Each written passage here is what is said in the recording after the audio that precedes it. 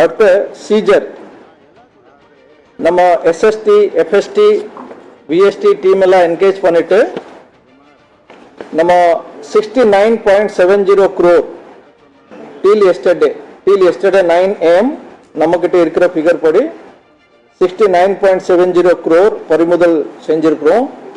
அதுல cash 33.31 crore, liquor 1.72 crore, drugs or narcotics 0.47 crore, precious metal like gold, silver 33.35 crore, other items 0.82 crore, so mottama 69.70 crore. Cash, I'll repeat, 33.31 crore. So this is seized by the FST SST. அது தவிர income tax department மூலமா கூட 6.51 crore seizure பண்ணிருக்காங்க. So அதுவும் நம்ம கிட்ட report பண்ணிருக்காங்க. Election கமிஷன்ல ஒரு முக்கியமான ஒரு ஆப் லான்ச் பண்ணிருக்காங்க. அது முன்ன எலெக்ஷன்ல இருந்தது. அதோட பேரு சிவிஜில் ஆப். அந்த ஆப் மூலமா நம்ம எலெக்ஷன் டைம்ல ஏதாவது சம்பவம் நடக்கிறது அதுக்கு நம்ம ரிப்போர்ட் பண்ணணும்னா கூட எனி பர்சன் யாராவது அந்த ஆப் டவுன்லோட் பண்ணிருக்காங்களோ அவங்க அதுல போட்டோ வீடியோ அதெல்லாம் நம்ம அனுப்பிச்சிடலாம். அதில் வித்தின் 100 minutes 100 minutesக்கு உள்ளே அந்த மாதிரி ரிப்போர்ட் பண்ணுறதுக்கு எலெக்ஷன் கமிஷன் அது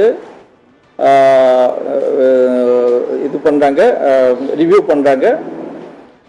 ஆல்சோ இதில் நம்ம ரிப்போர்ட் பண்ணும்போது நம்ம அனோனிமஸாக அதில் இருக்கலாம், அதுவும் வாய்ப்பு அதில் இருக்கிறது. ஸோ நம்ம பேர் நம்ம ஃபோன் நம்பர் யாருக்கு தெரியக்கூடாது அந்த மாதிரி ஒரு நம்ம ஃபீல் பண்ணோம்னாக்கா அந்த அனோனிமஸ் முறையில் அதில் கம்ப்ளைண்ட் கொடுக்கலாம். அதில் நம்ம ஜிபிஎஸ் ஸ்டாம்பிங் டைம் ஸ்டாம்பிங் ஆட்டோமேட்டிக்காக இருக்கும். எந்த இடத்துலேருந்து அந்த ஃபோட்டோ வீடியோ எடுத்திருக்காங்க, எந்த டைமில் எடுத்திருக்காங்க, அது ஆட்டோமேட்டிக் அதில் டைம் ஸ்டாம்ப் ஜிபிஎஸ் ஸ்டாம்பிங் ஆகிடும். நம்ம எஃப்எஸ்டி எஸ்எஸ்டி டீமுக்கு தேவை இருந்தால் நம்ம டிஸ்ட்ரிக்டோட கண்ட்ரோல் ரூம்லேருந்து அவங்க அந்த இன்ஸ்ட்ரக்ஷன்ஸ் கொடுப்பாங்க. அவங்க உடனே அதில் ஆக்ஷன் எடுத்துருவாங்க. அதே மாதிரி நம்ம 1950 state control centre, district control centre, இது மாதிரி இதில் நம்ம கம்ப்ளைண்ட்ஸ் எல்லாம் எலெக்ஷன் சம்மந்தப்பட்ட எனி கம்ப்ளைண்ட்ஸ் கொடுக்கலாம்.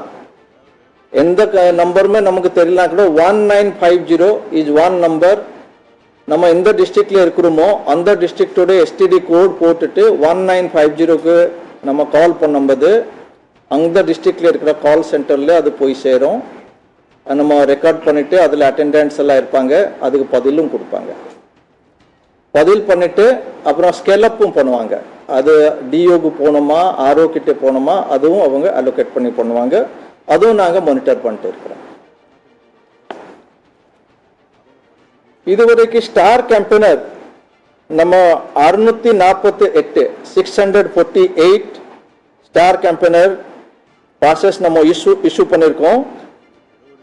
ஸோ இது 20 மார்ச்லேருந்து நம்ம ஆரம்பிச்சுட்டு 27 மார்ச் இதுதான் கடைசி நாள். ஸோ இன்னைக்கு கடைசி நாள் ஸ்டார் கேம்பெயினர் அப்ளிகேஷன் நம்மக்கிட்ட கொடுக்கலாம்.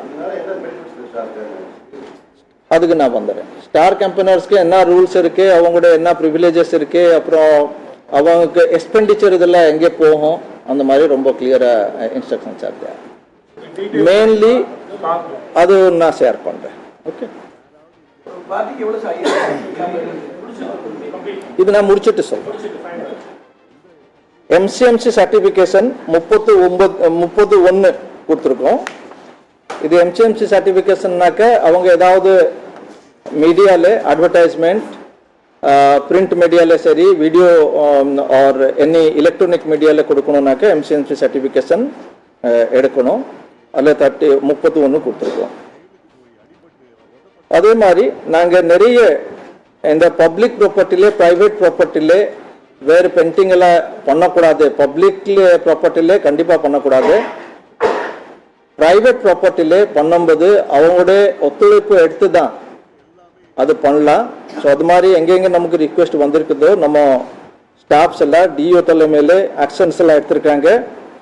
அதே மாதிரி பப்ளிக் ப்ராப்பர்ட்டி ரிமூவல் பார்க்கும்போது 3,16,151 316151 பப்ளிக் ப்ராப்பர்ட்டிலேருந்து நாங்கள் அந்த மாதிரி பிக்சர்ஸ் எல்லாம் ரிமூவ் பண்ணியிருக்கோம்.